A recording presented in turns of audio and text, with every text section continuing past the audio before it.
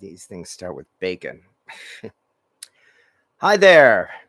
Welcome once again, everybody, to what we call Cast Iron Wednesday. And I know I go through this spiel every Wednesday night, so I'll be quick about it. Namely, that if it's your first time here, well, thank you very much and welcome.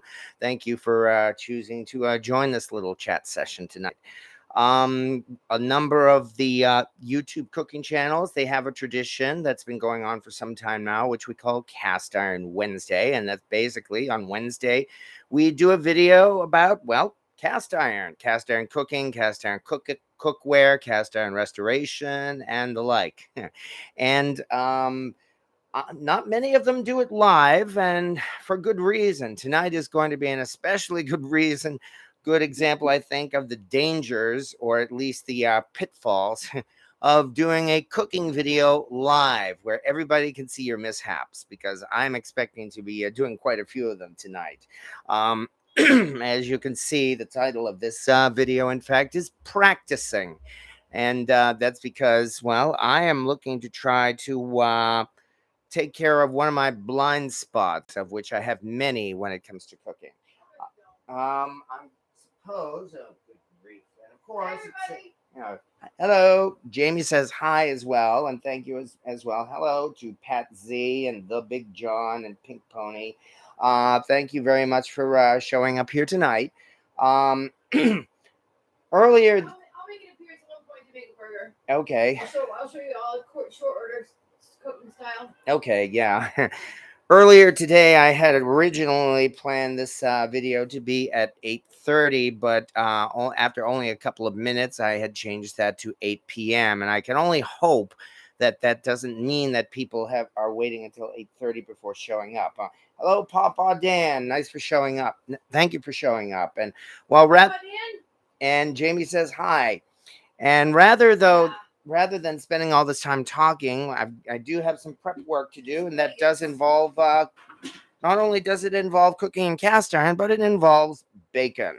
Yeah, because my thought is, before we get started with some burgers, I've got to grease up the pan, and what better way to do that than to prepare ourselves some bacon. So, hopefully this will get us off to a decent start here. Get the pan nice and greasy.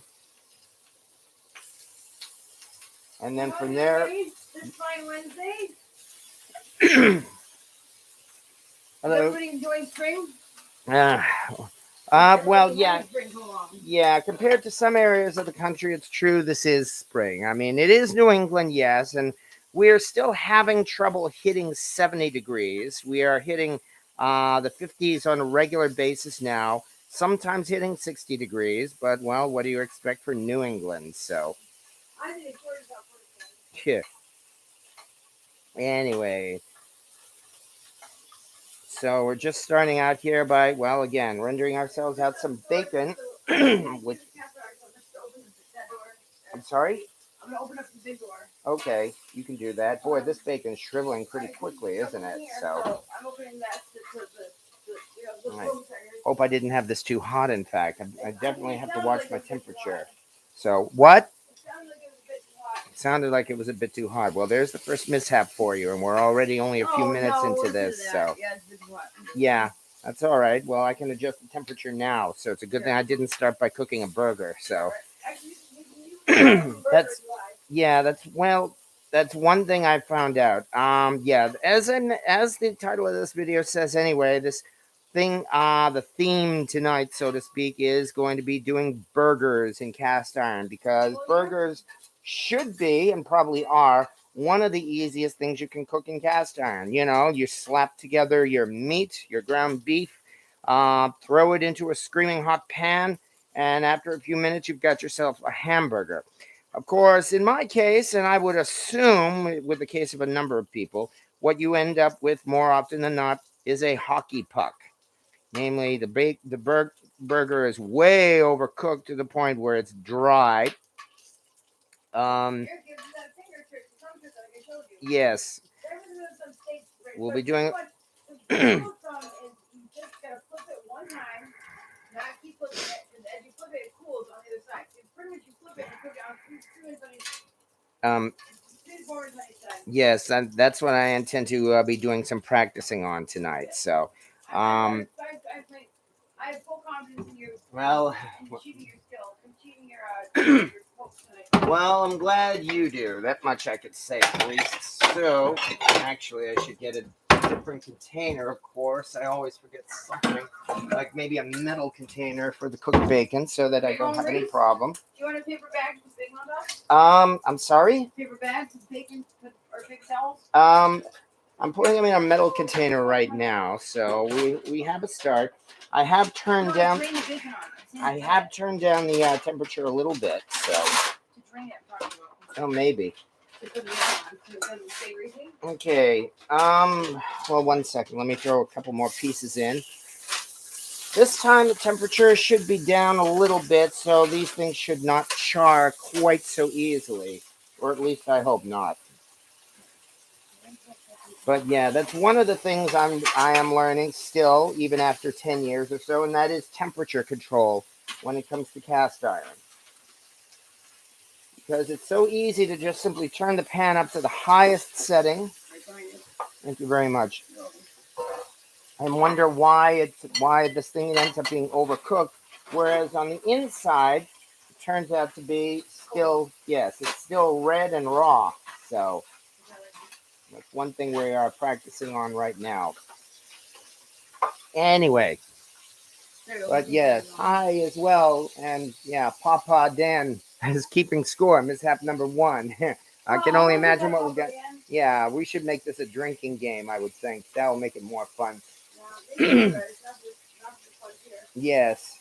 So, and hello again as well to Louis J, Cast Iron Cooking, and Honey Badger as well, and Pipgorn. Thank you very much for showing up. What cast iron skillets are you using? Yeah, good point. I should really make a point of that. What we're looking at this time are 2 of my favorite BSR skillets. I'm sure you've seen these before. Namely, that the one we have right here is one of my all-time kitchen favorites. This is the number 8 Red Mountain, which is, 10 and a half, about 10 and a half inches in size. Very, very slightly larger than a large skillet. In fact, a large lid will not fit on this pan because this pan is just ever so slightly too big for it. In the back here, on a somewhat less temperature, not as hot, I've got a number 7 Red Mountain cast iron skillet here. And the reason why that one's not as hot is so that I can do the buns. That's the other thing I want to be sure to get right, and that is to make sure that the buns are not simply burned.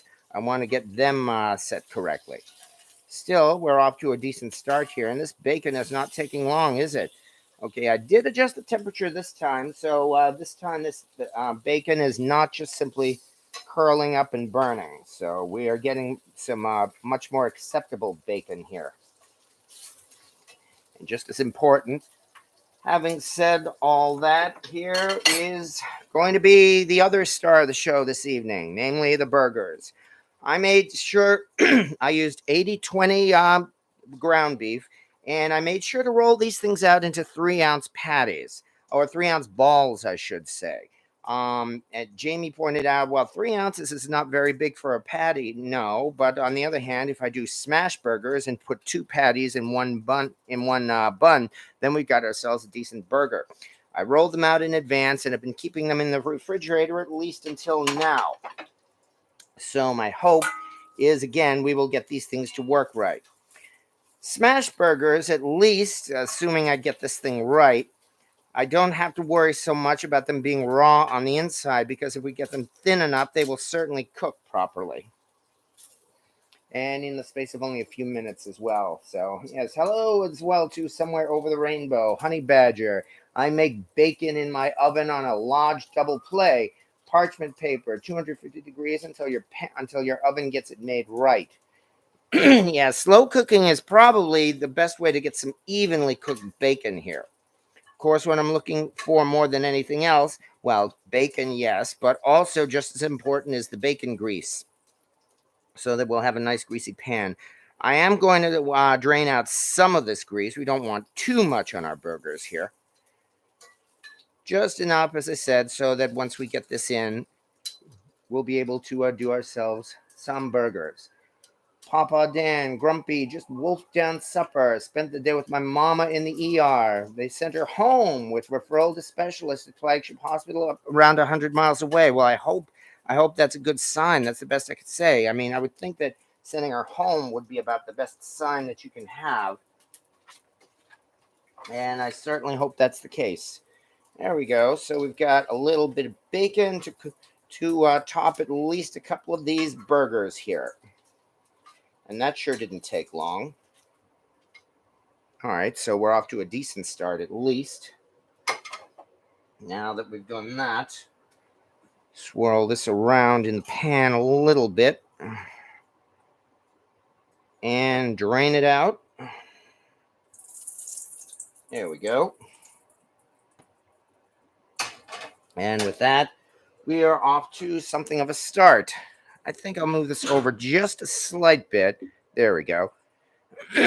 So now from here, all right, this is where I get to bring in yet another toy, and we've seen this one before as well. This is a large cast iron press. It's a burger press, a bacon press, or what have you. This I've had for, I think about a year or so, and I hope to have a lot of fun using this tonight. As you can see, it's solid cast iron. It's not, it doesn't have that movable handle that the older large presses have. Speaking of which, excuse me, let's get out a little bit of wax paper. And now is as good a time as any to start with a couple of patties. And here we go. Now it's really just a matter, take it and smash. Actually, let's pour it on this way. Yeah, that'll do. I'm pressing down nice and hard here. Yeah. Trying to get these things as thin as possible. Don't want the wax paper to melt.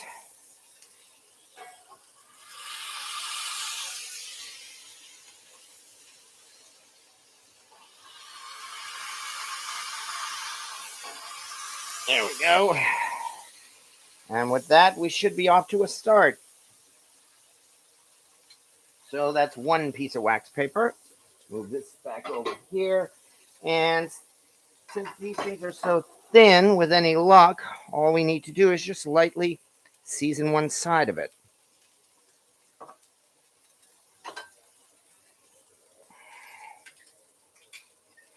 And that's about all I'm using. I have always been a big fan of using unseasoned or very lightly seasoned ground beef. I've seen some recipes where they mix a whole bunch of things, sauces, spices, and a whole bunch, and eggs, and a whole bunch of other things into a burger, so that what you end up with is, well, something that's not a burger. Maybe it might be a meatloaf, but I can't even speak for that either. So if you grease the press, you do not need the wax paper. Well, I can give that a try, and we'll see how that one turns out, too. Why not? After all, we're practicing tonight. Yeah, the idea of the parchment paper is just that, so that the press doesn't stick to the meat or the other way around. So, prayers, Papa Dan. Yes, exactly. And hello as well to Christine Borgatti. As you can see, we are working on a couple of smash burgers here in our number 8 Red Mountain cast iron skillet.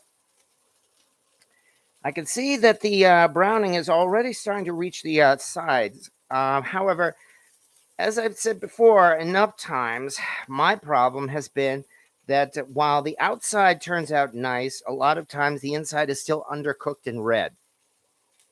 I myself am not a fan of red meat in my burgers, and this, of course, is one of those things that everybody argues over.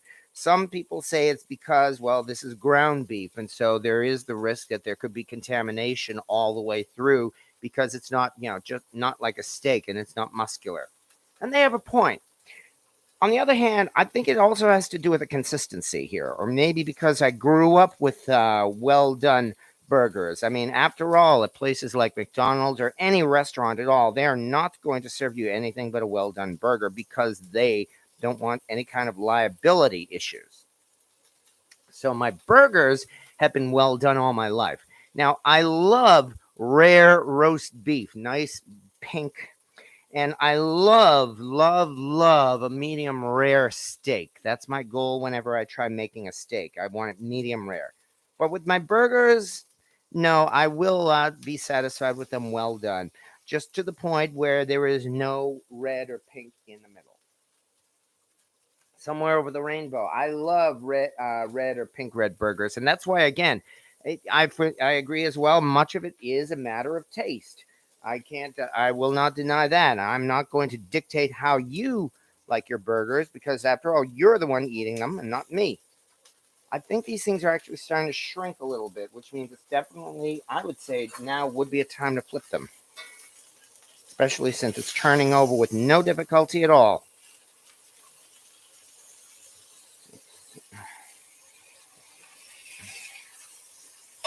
There we go.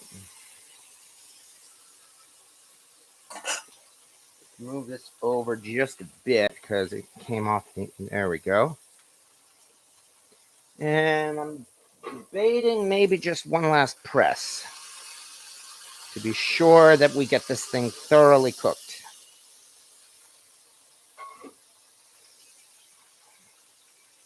Like for starters, I notice it still unfortunately looks a little pink on this side. And here's the problem that I have every single time. And I would very much like this to not be the case tonight. So I guess all I have to do now is really just leave it and see what happens. Lodge makes a smash burger press. It's recessed and works well. It takes a few tries to get it right, but I'm glad I got it. Well, that sounds interesting. Then when the burgers are done on one side, the press releases and you just flip it. Hi, Peg Tooth. They used to say cooked pork to death, but now you can get the medium. Yeah, I know a lot of people are still afraid to do that, and for that reason, yeah, I will. I can agree with that. I mean, I have lately started cooking my pork to maybe about 150 degrees or 145 to 150 rather than the 165 that we used to do. Now should be a time, I would hope, for at least one piece of cheese. I'm saying one because my intention is to top this with the other burger. And then we will go from there. I should also start getting my buns ready at this point.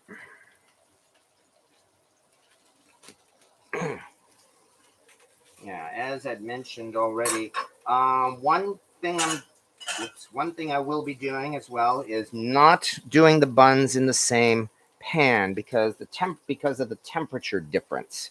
Yeah, this is definitely softened butter at this point. I've been softening, almost melting some butter here.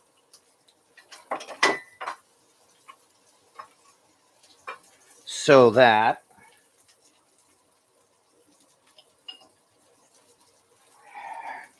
we can get ourselves a nice buttered bun.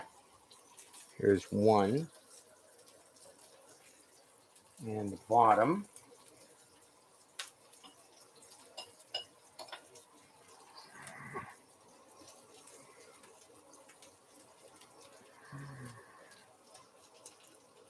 Oh, good grief. That's mishap number 2. Okay, there we go.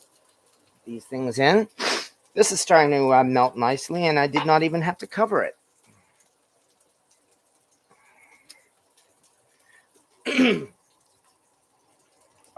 How you be, Pink and Pawpaw? Hello again, Peg Tooth. There's nothing wrong with the bacteria. It's you that gets sick. Okay, now that I am seriously going to disagree with, and this is not the place for it. Thank you very much. Okay, I am not interested in discussing or arguing over new age ideas of health and getting sick on this channel. So that is all I'm going to say there. Sorry. What I am concerned about is, well, just the fact that I do not want these things to be overcooked or undercooked for that matter. So that's my worry here, because I think we should be at the right point here. Meanwhile, as for these buns, oh yeah, the bun turned out nice at least. Hot, hot, hot. This one I could probably even do for another moment or so. All right. Ballistic Smasher, stainless steel burger smasher is the best smasher I have. Love smash burgers. Did you get your smash burger press from Lodge or local store? Unless you have a special, I don't know if they sell those things at, like, say, oh, there we go. I don't know if they have those things at, like, say, Bass Pro Shop, or whether or not you would have to order them online from Lodge or otherwise. So, here's one patty. That's right. And here's the other. Put it right on top. And we're off to a decent start here. I have to say, I think I've already learned one or two things, so I do have to be a little more careful here. And for starters, I forgot the tomatoes in the fridge. 1 second.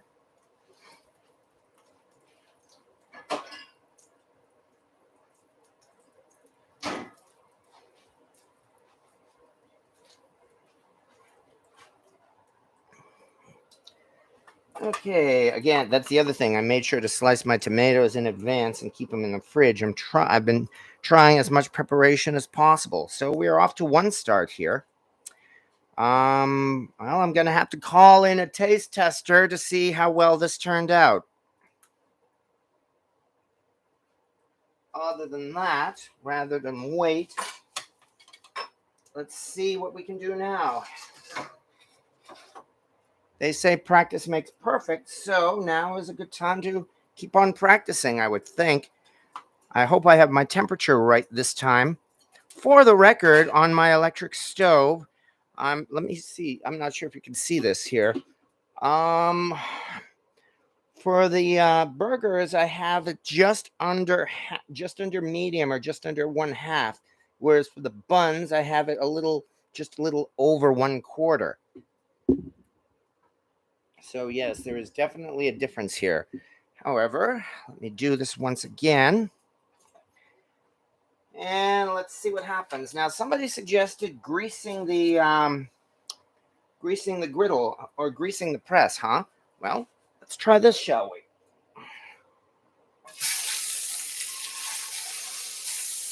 There we go. Definitely greased now. So, let's do 1, 2,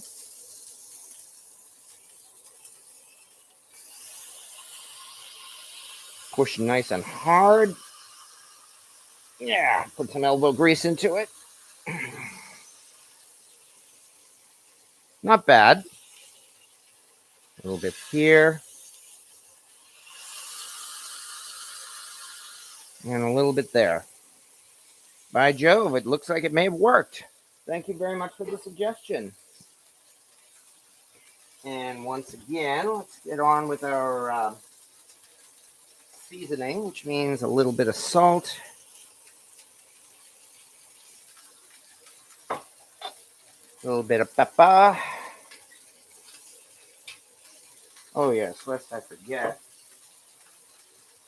Jamie, would you or anybody else like a burger?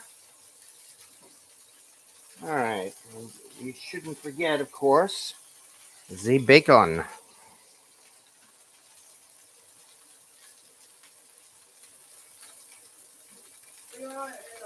Did you want mustard ketchup? Yeah. All right. By the way, I'm practicing on this, and I'm asking for honest criticism.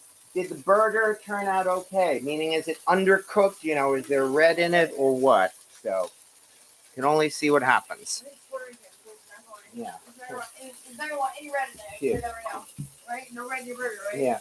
I've heard of people getting a nasty brain-eating amoeba after eating undercooked pork, and I actually know someone who that happened to and is now handicapped. I'm okay with cooking pork to 165. Well, okay. No, I am not a scientist or doctor either, but I know a little bit about the brain-eating amoeba. Those things do not live in pork. They live in places like pools, ponds, yes, stagnant water, that kind of thing. They do not live in animals. They do not live in pork. The worry with pork, of course, is trichinosis. And I know I pronounced that wrong. Trichinosis. Yeah, that's true. They say that they've done a lot to take care of trichinosis. By the way, I noticed this one here does not seem to be cooking as much. Flip them. Oh, Flip them. flip them already? Flip 'em, You yeah. think so? I want my mowing move. Okay. Oh, you want yours rare then? Yes. Okay. Then I will do that right now. Watch, ready? Ready? Bam, perfect. What? Okay. All right. This is at your request. Yeah, bam, perfect. There we go. No, It does have a nice looking crust on it. I will say that. Oh yeah, go ahead.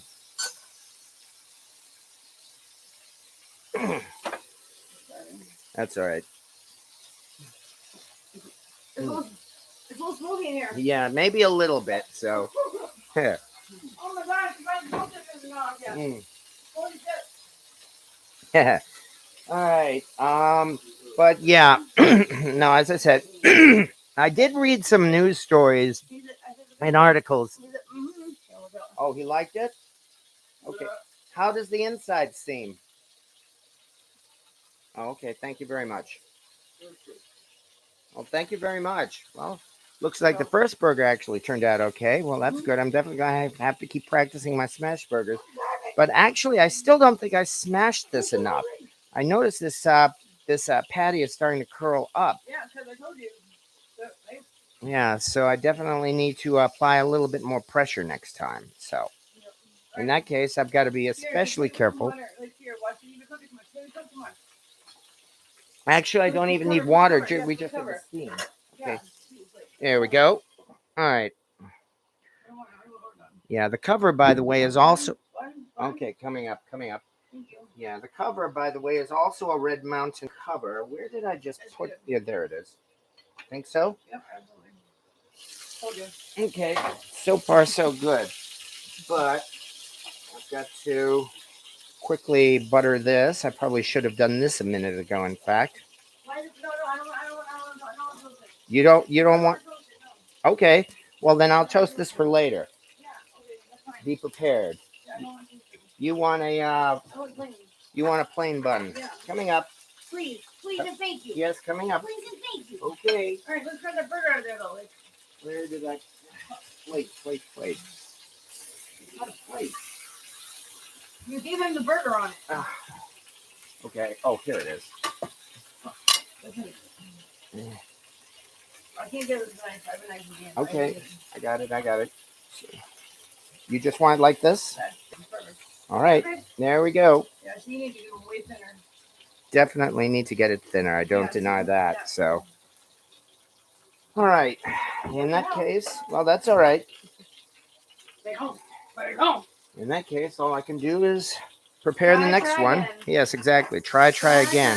Oh, mine's nice and rare. What? Too rare? No, perfect. Okay. Okay, yeah. That particular patty, I noticed, I did not really smash it enough. And while on the other hand, it came out the way Jamie likes it. She likes it, as you said. It's not even raw. It's not. I lied. What? It's not right rare. It's well done. It's well done? Yeah, it is. Oh, okay.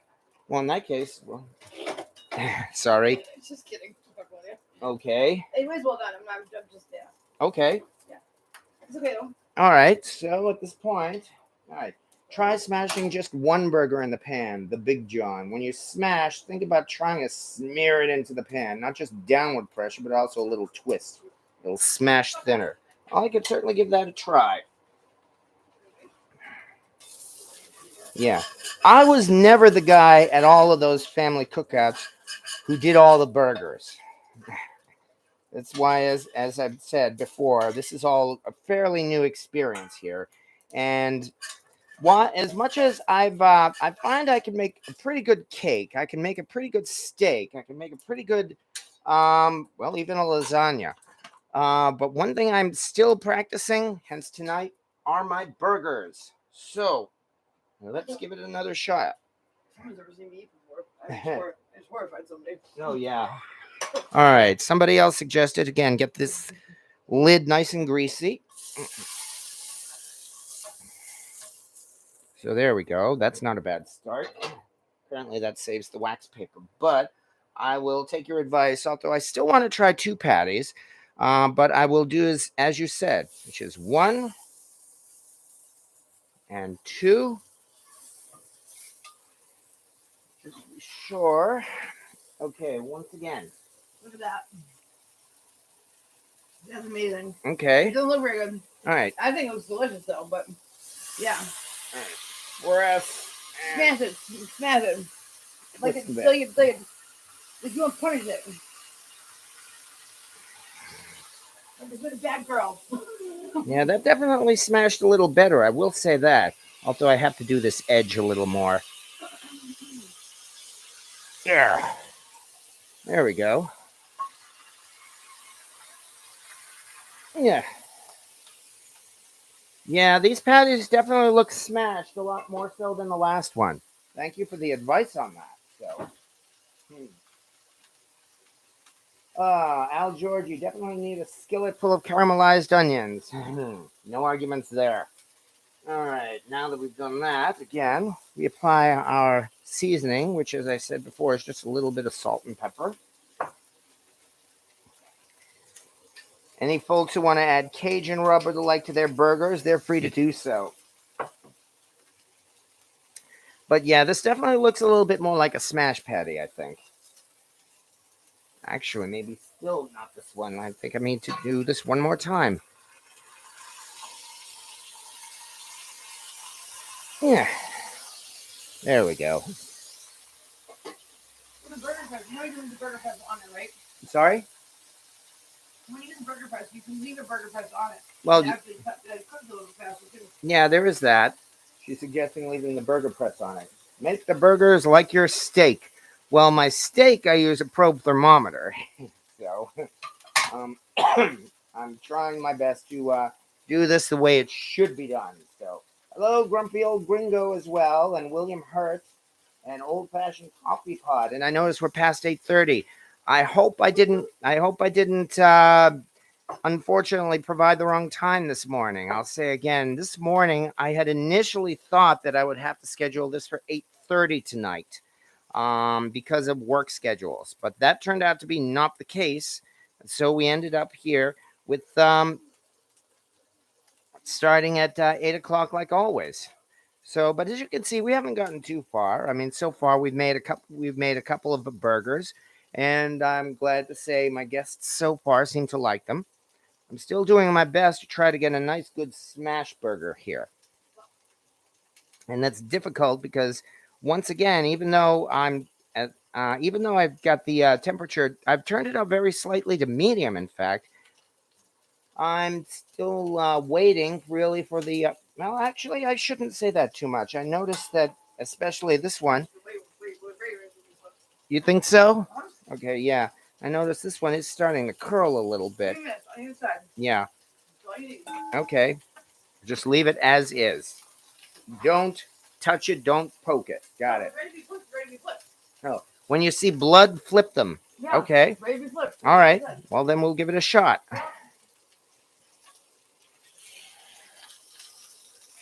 There we go.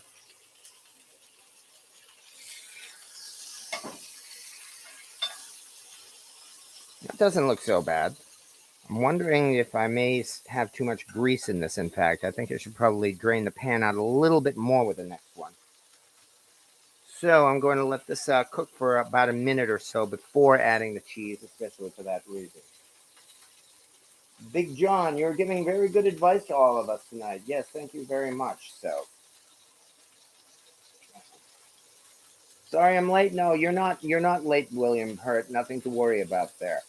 I have a kid in my old-fashioned coffee pot. I knew a kid in my hometown who loved eating raw bacon back in the 80s. Well, I hope he's still alive today. So, that's the hard part there. Anyway, so far so good. Yes, exactly. 500 degrees and sear on both sides. The skillet will release the steak when it's ready to flip. Well, it did release this. Although I'm a little concerned I may have a little bit too much grease in this. I'm definitely going to drain this thing a lot more for the next set of burgers. Although, now I do have to say, especially this one, this is not looking too bad. There we go. I'm not really crushing it. Probably should even stop doing that. That's the key. Of course, the real fun is I also still in the fridge, I have a couple of full 6-ounce patties that I had already flattened before cooking. I'm sorry, yeah, even before. So those are not going to be smashed, and those are going to be the ones that I always have trouble with. No thermometer. What temperature kills the bacteria? Well, the bacteria dies at 165 Fahrenheit. However, that's why we've got the whole debate. I mentioned this earlier tonight of whether or not you should have red in your burgers as opposed to, like, say, whole meat, for instance, steak or chicken for that matter. The difference, of course, being that they say with ground beef, it completely mixes everything together, and that includes any surface bacteria. So that's why the concern is that red meat inside a burger could still have the type of bacteria you could get on the surface. On the other hand, that's also why you can safely cook your steaks to a much lower internal temperature, and you can have red there because, well, I guess beef is just that kind of meat. And they'd already mentioned earlier tonight about how pork, based really on the way pork is raised more than anything else these days, they're considering now with pork, cooking it to, like, say, 145 to 150 should be sufficient. Hello, Debbie, and hello, everyone late coming in. Is bacon ever raw, being smoked and cured? I would say, yeah. Well, okay, smoked and cured, technically, probably you could probably eat it raw, because it has been smoked and essentially cooked to a certain temperature anyway. Of course, a lot of the bacon they sell in the stores these days is not even cured, so it really is raw. Either way, I wouldn't want to risk it. Yeah, I mean, there are things I have not tried, but there are things that I do not want to try. Uh, Almost any kind of food I want to try. Some kind of cooking techniques I'm not so fond of, like the idea, for instance, of eating raw meat. I've had sushi, thought it was okay, not really a big fan of it. Okay, I'm definitely time to put our cheese on at this point. And from here, actually, where did I put that? Oh, yeah, that's right. Get this up as quickly as we can. Do ourselves a little bit more bun action. Yeah, you know how they all talk about the Hooters, the burger place, the restaurant, where, of course, honey, yeah, I'm only going there for the food. Well, as far as Hooters is concerned, I've sometimes wondered if Hooters shouldn't do a spin-off restaurant called Buns. And I'm probably not going to go any more in that direction. It's just a suggestion. Nonetheless, we're not doing too badly here. After this, I'll make one more attempt at the smash burger, and then we will move on to some real fun, which is a whole patty without being smashed. And we'll see how well that turns out. On the whole, so far, though, it seems like we're 2 for 2 as far as those smash burgers are concerned, and that does make me feel a little better. And I've got to dig out one more plate here. Also, a repeat, as I mentioned, these two are cast iron skillets. They're both the Red Mountain series from Birmingham Stove Range. These are probably among my 2 very favorite kitchen cookers.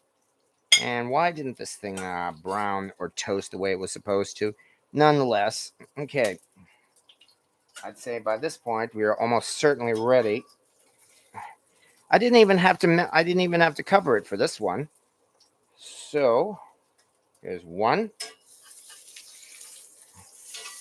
Come on.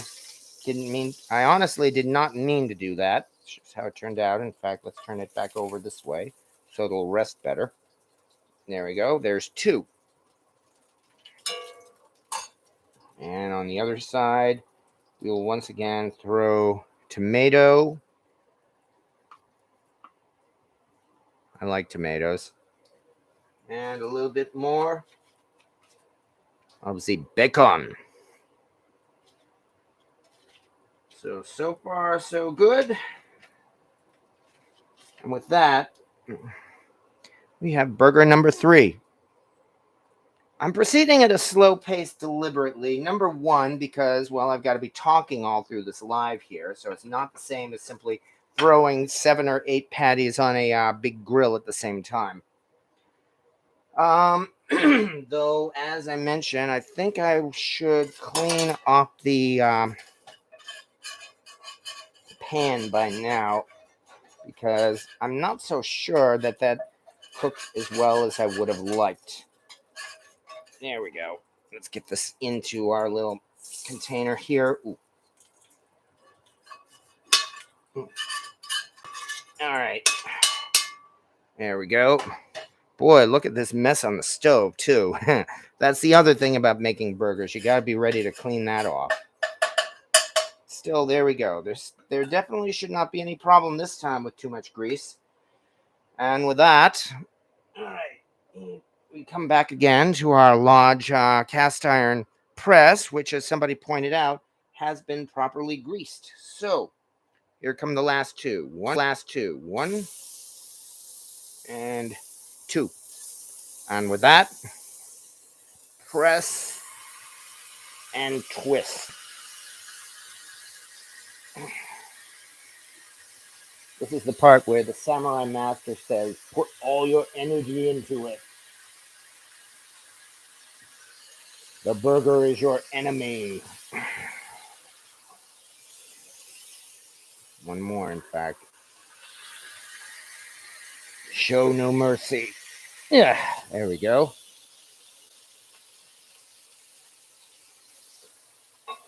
Considering I had taken the grease out of the pan before, well, we could see where all that grease came from, or most of it at least.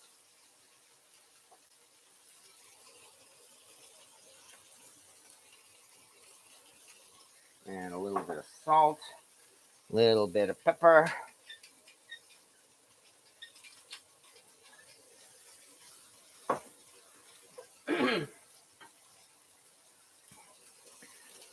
All right, and I will take your advice as well. When you see blood, flip it. Will you ever tackle beef tongue? I heard from my mother. Oh, ML. Maybe next year, like say around April Fool's Day, perhaps. Corey Clark. I worked in the meat industry for 15 years, and most of your store-bought smoked meat is done with liquid smoke. They can't smoke meat in fast production. That's a very good point there. So in that case, that does suggest that a lot of store-bought bacon is in fact raw. Are BSR lids readily available in New England? Hard to find in Louisiana. I would probably say no, and I certainly did luck into this Red Mountain lid here. It's definitely a Red Mountain because of the way the dimples are in the bottom are at random. I would call this like maybe a later Red Mountain series, 1940s to 1960s, because the really, really earliest ones had much larger round dimples. Likewise, this interesting thing is this one here says F8 rather than 8F, which is just one of those little mistakes they made on the production line every so often. Boy, I noticed this thing here, even though I did my best to smash it. This one's curling up. Seems to have the shape of a heart, in fact. This one, on the other hand, is turning out nicely. And like you said, when you see blood, flip it. Well, then let's flip it. Here we go. And there we go. Yeah, that's what I mean. This one still feels like it may be coming apart. Actually, I know what to do what I should have done in the first place. Turn it around.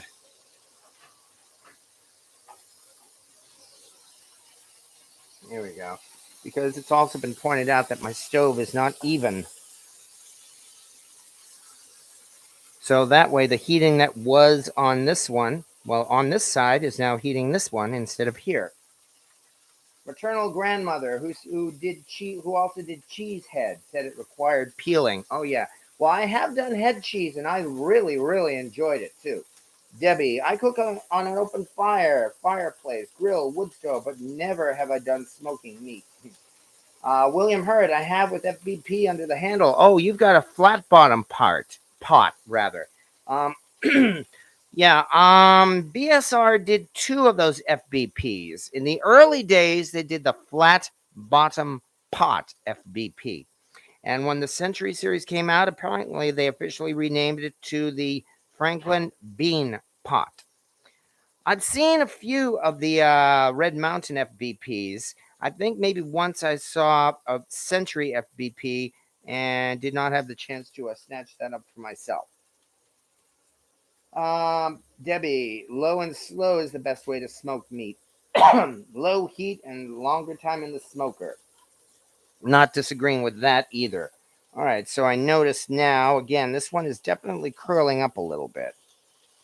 Whereas this other one, which I think smashed a little better,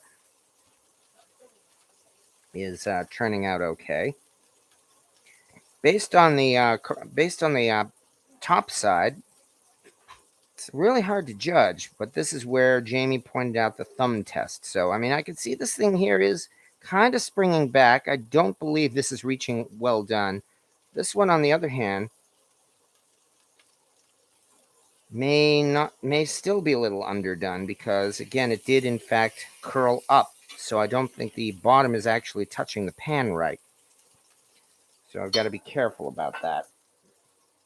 And where did the cheese go? Here we go. So now, work on it once again.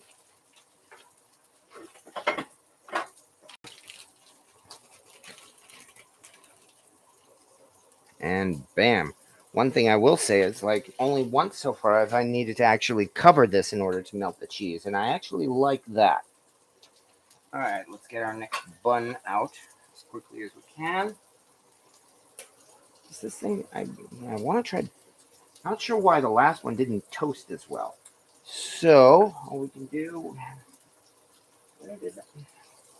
Oh, yeah, somehow I managed to misplace all of these things. Here we are. All right. Means we get this into our. This one here in the back is what I call Lightning, my Red Mountain number 7 handwritten pan. And this one has the honor of toasting the buns, or at least I hope we do. Okay, there's one. And here comes the other.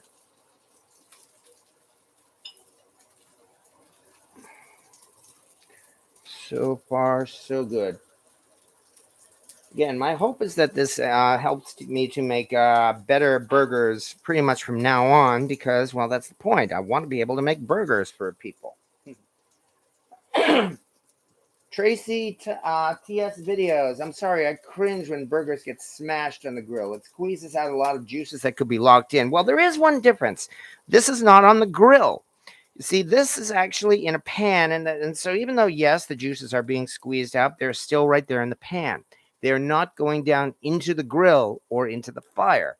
So we are still cooking this in its juices. So I can slightly disagree there. And I might suggest that a smash burger probably works better in a cast iron pan for that reason. However, if you'll hold on one moment.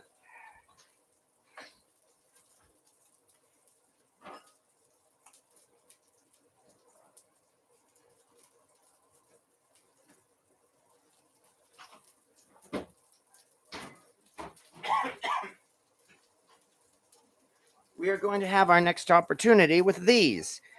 These are 6-ounce patties that I already flattened as best as I could. So this one, this is going to be a little bit more of a challenge because, as I mentioned, I like my burgers with no pink in the middle. And we will go from there and see how that turns out. As I said, this thing is really not taking very long, is it? All right, that means we'll get this out. Oh yeah, yeah. This is much more toasted, much better. I hope it's not overdone. In fact, no, I'd say it. Ooh, ouch, ouch, ouch. Yeah, much better this time. Okay, that means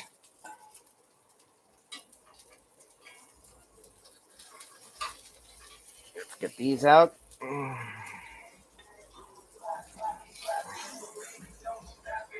There we go. Nice, lovely music in the background. Yeah, the music is just not my thing. All right, so far so good. I have 2 more burgers ready if anybody wants one. So that means a little bit more tomato, a little bit more bacon, and we now have 2 burgers here. So far so good. Let me scrape this off one more time. There it is. Scrape this off so that this cheese residue doesn't burn.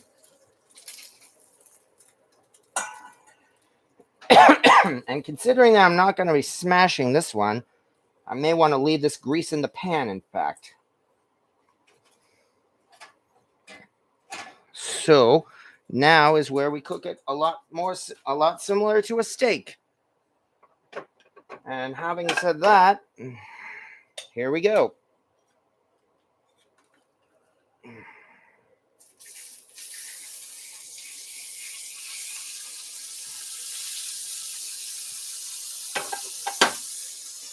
This should be interesting because we're not smashing this one.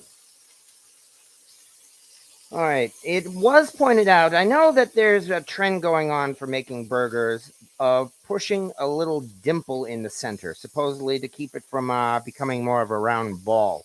I've seen, though, that if you simply make a nice wide burger like this, that really should not be a problem.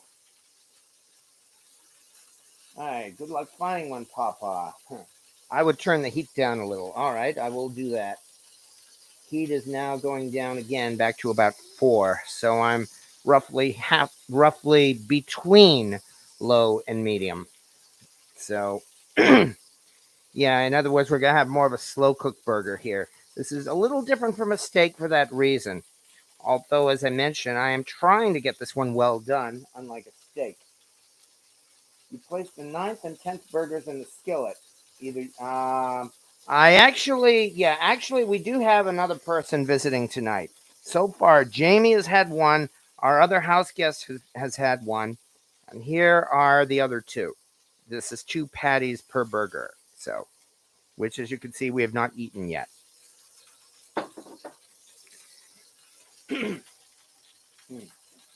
William Hurt, I've been lucky finding lids. I have 2 number 8s. But yes, no, those BSR lids are kind of hard to find. And that's one reason why, really, it's like if you find a stray lid in the field that appeals to you, even if it's not a size you have, it's still a good idea to snatch it up. Because, number 1, you could very well get a pan that will actually fit that lid. Number 2, you could even sell it to a collector, or a user in this case. For that reason, lodged lids, fortunately, are very easy to find because they still make them. Lodge has not changed the size of their skillets during their entire history, which is amazing. Namely, a modern-day Lodge lid will work just fine on a vintage Lodge pan, even going back to the days of the ARC logo. BSR lids are harder to find, especially because they were really only made for BSR pans, and they really don't fit anything but BSR pans. During the 70s, BSR changed their sizes somewhat so that the newer number 8 skillet was actually closer to 10 1/4 inches, and presumably a Lodge lid would fit on a newer BSR so-called 8B pan or 7/8 pan. Oh. And yeah, for this one, we definitely need a little bit more patience. No question about that. Which is why I'm still waiting. With this one, I mean, even though I can see some blood, I'm not going to flip it yet. I know they say when you see blood, flip it. As I said, I'm rather tired of having these kind of patties be undercooked in the middle. So I'm waiting still more for this thing to, especially for the browning. I mean, while I'm beginning to see it on the sides, I'm going to wait a little bit more unless anyone would suggest otherwise. Yeah, low and slow is the way to go for a burger. And yes, I did turn the temperature down a little bit as well. So. Tracy T videos, I've had some luck fitting glass crockpot lids on some cast iron pans. Yes, and that's true. They do fit. Really, the number 8 Wagner or Lodge or Griswold is pretty much a generic size, and it's pretty easy to find a crockpot lid or glass lid that would fit it. In the 1970s, both BSR or 1980s, really, BSR and Wagner, they both either reduced production of their lids or gave up their lids entirely. I think Wagner gave up their lids entirely because just about any new Wagner pan from the, I don't know, maybe 1970s or definitely 1980s to 1990s, you do not see cast iron lids on them. You see the glass lids. And likewise, one of the reasons why BSR changed the size of their pans in the 70s was to make them more compatible with glass lids. So yeah, glass lids always were popular like that. Yeah, I mean, this thing is definitely, yeah, it's going to need to develop a good crust, no question about that. However, I can see this thing is definitely leaking liquid or blood, if you prefer. So we may very well be ready to flip this one. Yeah, this one is my real challenge. As I've said enough times tonight, I do not want pink on the inside. And for a thick patty like that, that can be difficult.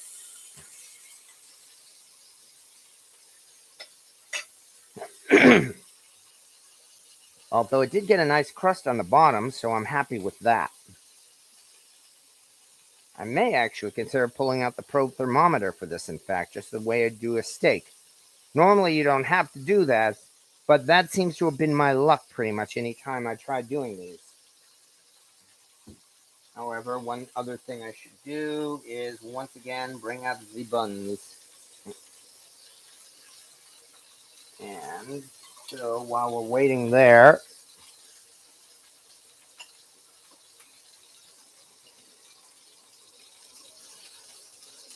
there's a temp, a little bit there.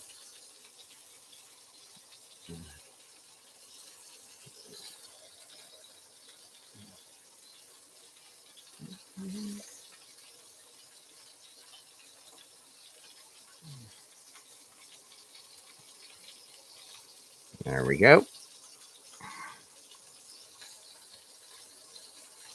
You know, a wee bit of smoke, so I think I better turn this one down a little bit. Because on one hand, I do want them toasted. On the other hand, I do not want them burned. What is older, cast iron or glass Pyrex? Hard to say. They've been making glass for a long time. I think they were doing iron first, though. I'm sure they probably started cooking with, well, yeah, in fact, they did start cooking with ceramic and presumably glass pretty much as soon as they were able. Yeah, because, you know, cookware has always been popular. Man, we've got a lot of grease around the pan by now. And I can see this thing is definitely leaking liquid as well. So at least I'm pretty sure this thing is cooking on the inside. I'm still not convinced that it's done to the right temperature, though. Which means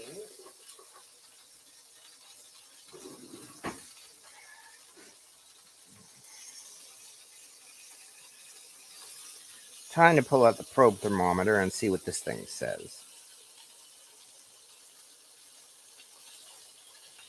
99, 131. Ooh, we may very well be in luck after all. Okay, I may be wrong. We might actually be where we want to be on this. In that case, good. So, other than all the splatter, and where the heck did I put that cheese this time? There it is.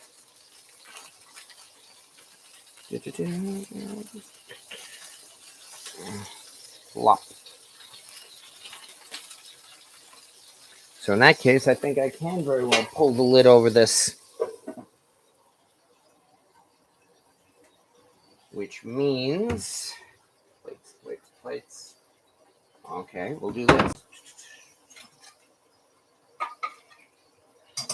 That one. Looks like I've got another plate to pull out.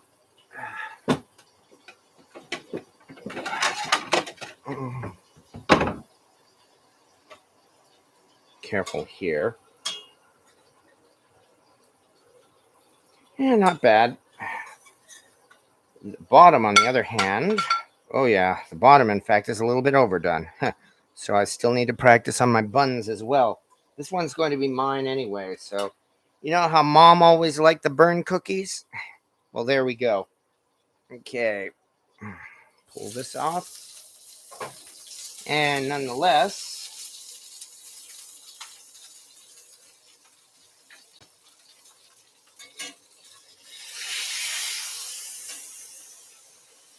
all right, 6-ounce patty, done without smashing this time. So, as you pointed out, really what we need to do, or what I need to do, actually, is to be a little bit more patient, not poke and prod it. And I'm definitely keeping all this in mind for my future burgers, of which there should, I hope, be plenty. All right. Little bit more bacon. And we're off to a decent start. I guess just before this video ends, I'll be actually trying this to see how well it turned out, because I would like to know as much as anyone. And with that, we are down to one more 6-ounce patty. So, once again, here we go. Let's see what happens.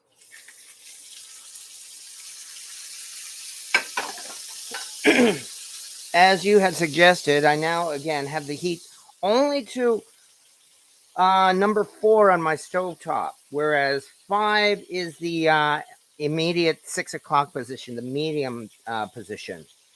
So that's how hot this pan is. I don't have it ripping hot, as some folks might expect.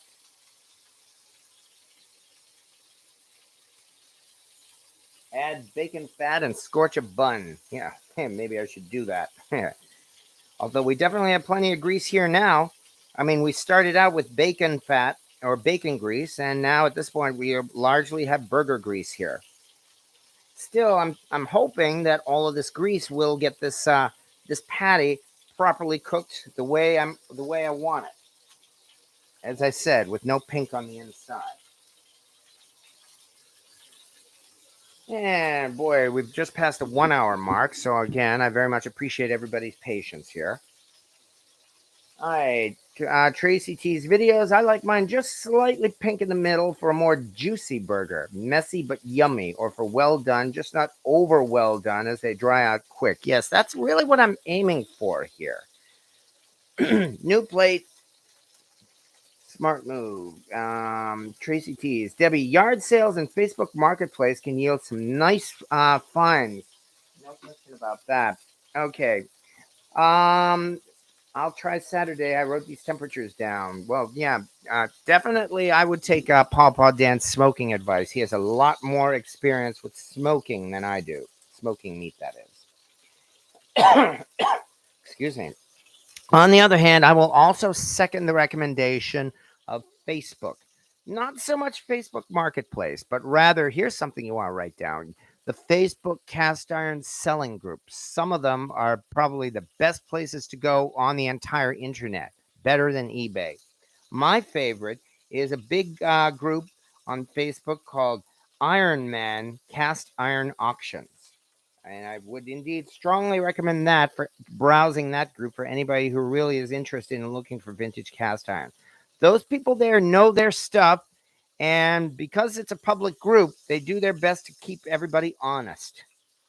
So that means one, you're not going to see, unfortunately, an incredible bargain by a seller who doesn't know what he's selling, as you see on eBay once in a very, very great while. On the other hand, you will also not see a ripoff because people will point out genuine ripoffs. Hey, folks, I've got this vintage chuck wagon bean pot from the 19th century here. It's got this weird logo on the front. I'm only selling it for $200. Dude, that logo is Ozark Trail. You can buy it at Walmart for $20. Whoops. That's one thing you can't see on eBay because they don't allow comments on eBay auctions. And on the other hand, well, there's a plus and a minus to that. On one hand, yes, that is a big reason why there are so many ripoffs there on eBay, because they don't allow people to provide feedback like that. On the other hand, if they did allow comments on eBay auctions, oh my God, you know what those comment sections would be? Oh, I mean, think of really any comment section, such as here on YouTube. You know how crazy YouTube comments can get? I mean, what you see on my channel is mild compared to what you see on most of them. And here I am just the other day. Someone posted a comment on one of my videos. Which one was that? Oh, yeah. You remember last year I did this video of basmati rice using a recipe by Aleister Crowley. You know, well, he actually wasn't a Satanist. I'll say that much. He was, in fact, more a pagan. And he's the founder of some form of pagan paganism, which we get into things like Thelemites and the OTO and all that stuff. But nonetheless, he posted a nice, simple, and I found to be very tasty basmati rice recipe, and I made a video of that. And the other day, someone posted a picture. Someone posted a comment here about accusing me of being satanic, and I abjure you or whatever it is. You get the idea. On a rice video. So he then posted a link. Oh, by the way, I'm not trying to offend anybody's religion by saying that. So I will also say, though, he posted a link to a video, a YouTube video, I guess as proof of my Satanism or something. The interesting thing is the video is this weird, really strange YouTube video called UFOs, the Demonic Deception, in which apparently UFOs are none other than the work of Satan. And they posted this as a comment to a basmati rice video, which comes back to imagine the kind of comments you might see if eBay allowed comments on its auctions. So yeah, there are pluses and minuses to it. Unfortunately, I see both sides of it. I would love to see comments on eBay, especially to cut down on the ripoffs, but that doesn't seem like it's going to happen. All right, Peg 2, flip that thing. Okay, I will take your advice for it. Here I am taking cooking lessons from the internet. There we are. This little bit here, I think, in fact, is a little bit of the now burned cheese from the last burger. Oh, uh-oh. I better be careful before it comes apart. I better not poke it anymore. He isn't listening to you, Peg Tooth. Well, I am now, so I flipped it. No, I am not a Satanist. I will say that right here and right now, and I will say that every time. I have never been a Satanist. I did, in fact, date a Satanist. I will be honest about that. That was an experience. I'll get into that some other time. But nonetheless, no, I am not a Satanist. So if anybody is really concerned about that, I will state that as my confession, and you can hook me up to a lie detector in any time you want. All right. Meanwhile, back here. Okay. Peg tooth. You cracked me up. Yeah. Yeah. Reference to auction inspiration. Shit. Well, yeah, I do my best to entertain Pegtooth, so I'm sorry if I didn't take your advice to flip it right away. Now it looks like the burger's got a crack in it, so I've got to be careful there so that this thing doesn't dry out. Sear the hamburger on both sides, turn off the heat, and cover the pan. The burger will continue to cook internally. There is that. I may very well end up doing that since this is my... Well, I do actually have one last burger ball, so I will have to do that one as well, I guess. Iron Man cast iron auctions. Yes, exactly. I will gladly recommend that. It has probably my highest recommendation of a place to go if you're looking for vintage cast iron. And I've already explained why. Yeah, this is interesting. I mean, this thing is definitely seems to be split open, and that's, I think, is my own fault. Let me turn this to the side, in fact, so you can see what's happening. Yeah. The juice is leaking out, in fact. So I really have to be careful that this thing doesn't dry out. Considering that, I suppose we may already be at the time for the cheese. No, this thing is definitely not done on the inside yet. Even I can tell at this point. So you can see we still got juices coming out and everything. So I have to be careful here. All right, tell a story of dating Satanists. Most can't wait to hear that story. Oh, that is really a story for another time. I'm sorry. Most of us have dated one or two. Well, yeah, I mean, you could say that. Jose Latias. I am not a Satanist, although when I was in high school, I listened to satanic music by bands like Slayer and other thrash metal bands like that. Yeah, that is a subject that I did not expect to get into tonight, but you never know what happens in these live videos. So, all right, my real concern. Oh yeah, can you do a bun in the grease or the juice? Well, the thing is that you don't want it to burn, but I can give it a try because the worst that could happen is I would end up with a um, burnt bun. So, see what happens. A little bit here, a little bit there. And then once I put this thing on, I think we will also put on the cheese.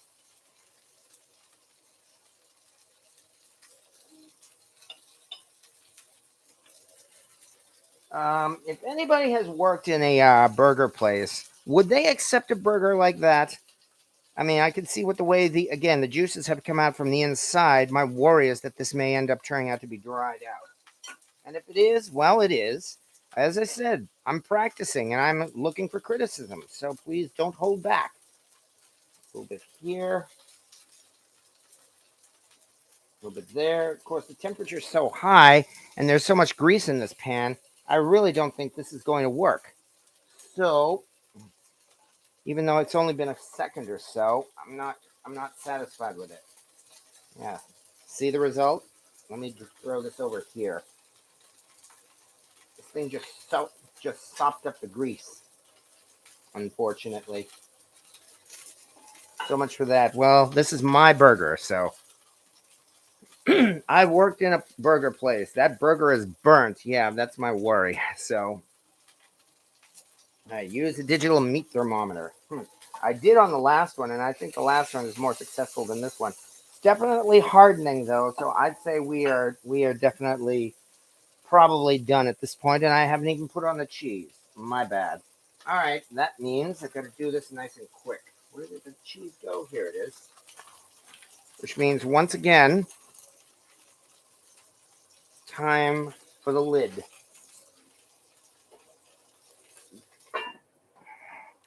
And yeah, this is my worry, as I've said. I mean, my burgers have been so-so. I'm doing my best to try to improve it.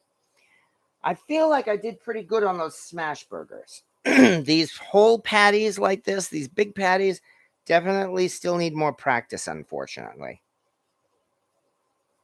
And since I've pretty much run out of burgers, except for one more smaller burger ball, I don't think I'm going to be able to practice more on this tonight. But that's how it goes.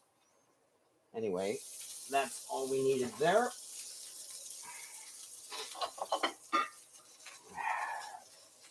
Now, this admittedly soppy here bun, I'll be the first to admit that. On we go. And there we go. All right.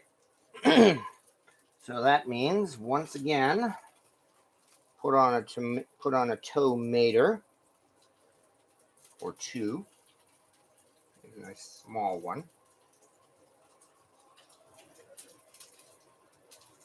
And we got another piece of bacon.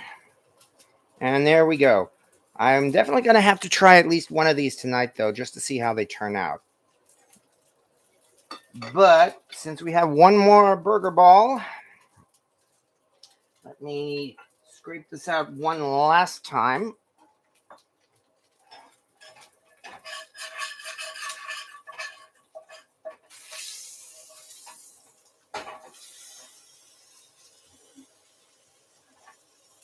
Drain this out.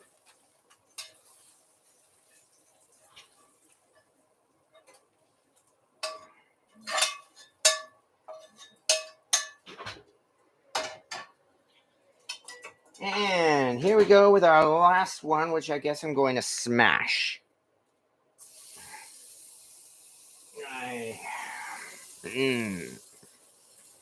Use the force, Luke.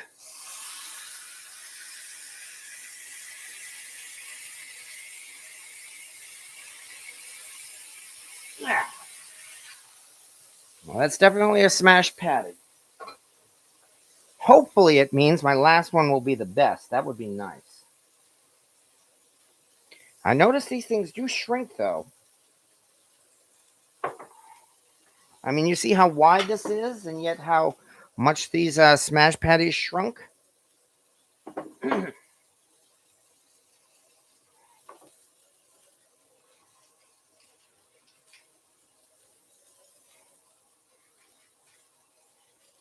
All right, and while we're at it here, yeah, the Big John, you worked at a good restaurant. I worked at one where the boss wouldn't let you throw anything out. Yes, exactly. So, I suppose on one hand we could have given that to a customer we didn't like. Boy, I just noticed this. I just saw this thing shrink a little bit. It's 9:16 p.m., but now I want a hamburger. well, good. Higher the fat ratio, the more it will shrink. Yes, I'm using 80/20 here, my favorite ground beef. I've seen recipes that call for as much as 73% beef, and I am not going to go that route, I think. Yeah, the Big John, that was nearly 50 years ago. His restaurant went out of business. Oh, sorry to hear that. He worked in a burger place. Oh, yeah, there we go. That's what we said. With cheese covering it, yes. Many a patty has been served like that. Yeah, there is that. You cover up the flaws with the cheese. Because, yeah, I have to say, with the cheese, this doesn't look so bad now. So, once this thing is out of the pan, I will try at least one of those thick burgers.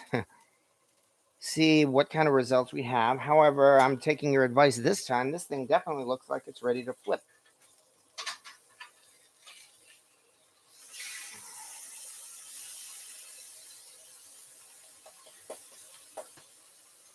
Bad burger, bad burger.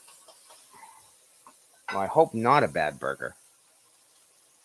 Actually, that doesn't look too bad.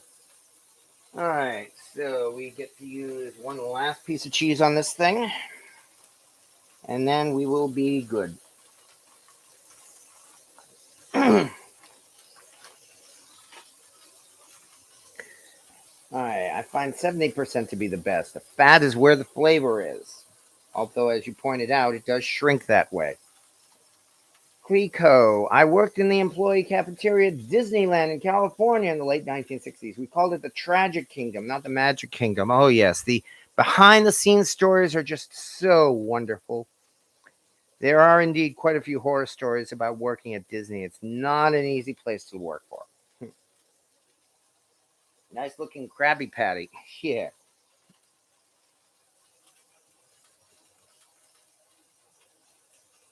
And having said all that, um, well, I can also say, though, that this Red Mountain skillet remains one of my favorite cooking items.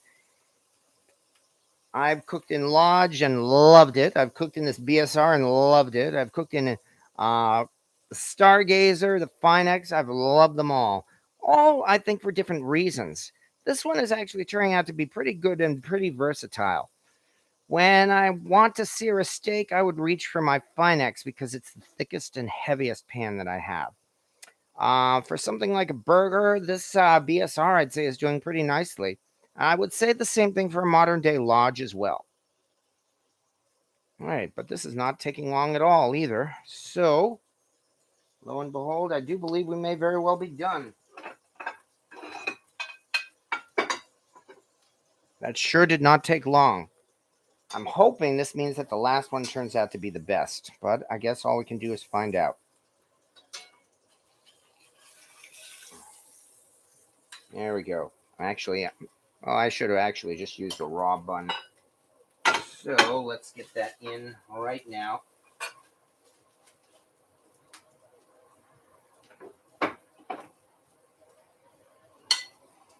Do that. There we go. A nice basic smash burger, cheeseburger. Which I'm looking forward to trying too. Off goes the oven. And having said all that, BSR Burger. Yeah, boy, you could practically put that up as a restaurant sign. Welcome to BSR Burgers. That's not a bad thing, that's for sure. And I'm glad we made you hungry, Papa Dan. At least that means you're doing better and feeling well. So yeah, that would make a good slider burger. There's not a bad idea for you, if you ask me. Double cheese, double cheese, cheeseburger, burger, please. double cheese, cheeseburger, burger, please. I actually don't remember that one. I just remember 2 all beef patty, special sauce, lettuce, cheese, onions on a Sesame Street bun. I made flatbreads earlier today, and now I'm eating flatbread, spinach, feta, olives, sprouts, and a swish of bacon fat. That all sounds good. What piece of cast iron do you own that took the longest to properly ID? That may very well have been the Red Mountain number 13 lid, because I got that several years ago when I was first looking for a lid that would fit my big cauldron, and it did not fit. And I kept it around because it was a nice heavy lid. Then eventually I learned something about BSR's outdoor cookware and was able to identify it. So that might be the best I can say, I think. Not many pans in my collection are extremely rare. So most of them I've been able to identify at the outset. And so for that reason, that 13 lid would probably be the best one. The one I would say the most about, or longest to identify. All right. Well, now I guess would be the moment of truth. Let's move this over. See how they turn out. That means we get to move the camera over a little bit. Take a look at these 2 full-size patties, not the smash burgers.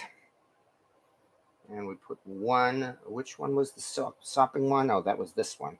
This is the one that's questionable because I also accidentally soaked it in the grease. So this is the one that's probably turned out better. Nonetheless, let me dig up my knife.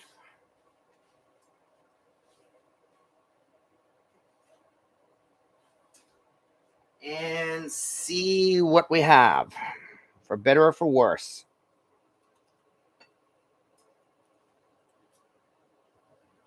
All right. Well, here's the end result. And lo and behold, that doesn't look too bad as it turns out. It's definitely not pink on the inside. I'm actually quite happy. There we go. Take a look. Not bad. I do believe this is one that you said was burnt. So I'm actually a lot happier than I expected to be. By Jove, I believe we've got it. And the secret lesson that I learned tonight, well, as you said, patience. With these big patties, again, I have to be more low and slow. And with the smash burgers, likewise. Only the smash burgers, again, you just got to be careful as well. In both instances, up until now, anyway, as I said, my burgers have mostly been turned out underdone on the inside. The last one, in fact, was a couple of weeks ago when I made Rochester garbage plates. But I am much more happy with how this one turned out. So yeah, I'm actually rather pleased. I'm not going to go and declare myself to be a professional. You know, there's this YouTube channel I'll bet some folks have seen called French Guy Cooking. There's this guy with a heavy accent who lives in Paris, and every one of his videos is the same. He becomes obsessed with trying to master some kind of a cooking technique and goes all scientific and practices and gets advice from professional chefs and everything, and tries again and again and again until he absolutely masters it. I am not saying that I have mastered my burgers. However, I hope that at least slightly I've improved it.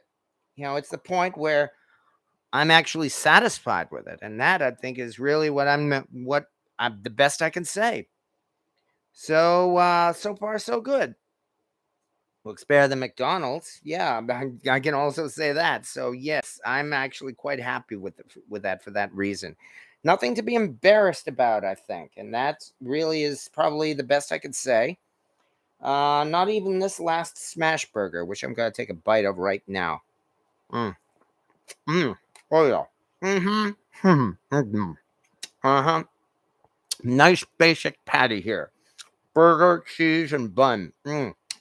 But the burger, mm, definitely makes it. Mm-hmm. Mm. Look for video when he is wearing eye goggles, mask, and gloves. That's probably it. You're talking about the same guy, aren't you? You're talking about French Guy Cooking. That's actually a fun channel. I don't follow it religiously, but I've enjoyed the ones that I've seen of that. So far, when it comes to following channels religiously, I've already mentioned the big channels that I follow. And my favorite right now would probably be Brian Lagerstrom. Um, where's the prize? Well, the prize will have to come later. I spent this entire time practicing burgers, and I like the results, so I'm happy. Glad to say that there's nothing here, again, that I could really call a flop. And that's about as good as we can get, I guess. And I suppose, you know, you're watching my mistakes. Well, I'm hoping that at least a couple of people may have. Thank you very much for your advice, first of all. It was your advice, everybody, especially Jamie, that helped me to produce some pretty decent burgers here. But you too. I mean, your advice, like Big John and Peg Tooth and everyone. So, uh huh. Well, yeah. Well, what can I say? I'm not saying it's like a trademark or something, but it's like, you know, food orgasm. Let's call it that. And I probably shouldn't get into any more detail about that either. So, talking of video, setting up my lye tank. Oh yes, that one. That was my very, very first attempt at doing a lye tank. And good grief, is that really 10 years old? I think it's going on 10 years. Man, I feel old. But yes, that was my very first time doing a lye tank. I had no idea what to expect, so I took precautions. You still should take precautions when doing a lye tank because if you don't, it can be dangerous. However, yes, I did things like mask and eyeglasses and everything like that. But nonetheless, that was my first time doing a lye tank, and I'm pleased to see that's gotten quite a few views too. If nothing else, I think that might be one of the first lye tank videos, at least for cleaning cast iron. There are many lye tank videos now because it's so easy to do a lye tank, and that's a good thing. I mean, a lye tank is better and easier than the oven cleaner in a trash bag method, and I would highly recommend it, even for people who are just starting out. All right. How about a show on cast iron disasters? Well, I could do some research and see what we can come up with. And we will go from there. But nonetheless, it does look like we've made everything we needed to do. And boy, is my stove greasy at this point. I have got to do a major cleanup on this. Look at all this grease. In fact, that's one thing I think I will do. The next time I do all these burgers, I'll use a Dutch oven. You know, that should help a lot capture a lot of the splatter. So, but as I said, I really couldn't have done all this tonight without your advice, folks. And that really helps. As I said, this video was about me practicing, and I hope I didn't bore you. I encourage everybody to comment and to laugh and to keep track of my mistakes. Nobody seems to be drunk from their drinking game, so that's not bad. And most of all, this has been a lot of fun. And I'm really glad. I really like how tonight turned out, and I can only hope I didn't bore too many people. So thank you once again. And with that, we are going to have to move on, and I'm going to have to come up with a subject for next week. And I should probably do one more that has more to do with cast iron history, as I haven't done enough of those lately. I mean, my channel has been really all about the cooking first and the cast iron a close second, but there's no reason why I couldn't devote a little bit more to history. So I will keep that in mind for next week. Nonetheless, but yes, fun. Thank you. Pink Pony, I placed newspaper on the floor to keep grease from spreading all over the floor. There is that. Yes. So and thank you so much for everybody for showing up. It's, as I've said enough times, and I mean it every single time, it's you folks who make this so much fun, and it's why I keep coming back and doing this, because it's really what makes, more than anything else, it's having fun. And thank you so much for everybody.